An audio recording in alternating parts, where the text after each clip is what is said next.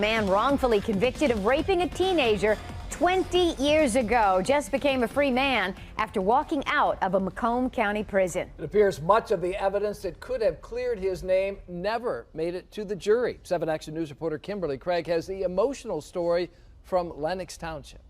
I thought that my life was over. I thought that he was trying to kill me.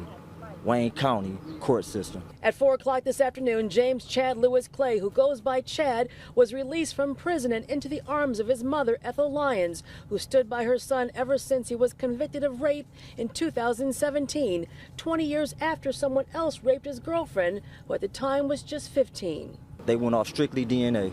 I didn't have a say-so about anything. The victim's rape kit sat on a shelf, and when it was tested years later and DNA came back to Chad, she didn't recognize his picture as an adult, and Chad didn't recognize her when the investigator showed him a picture of the victim. She gave me a picture of her at 35 years old.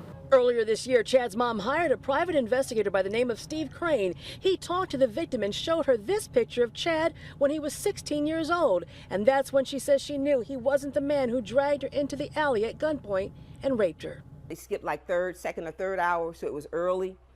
And they had sex that early afternoon, but then she apparently got raped on the way home that night about 9-ish. The private investigator triggered Detroit Free Press reporter Alicia Anderson to begin digging into the case, and what she found led prosecutors to open an investigation, and it led to Chad's release as the investigation continues. What's it like to be out?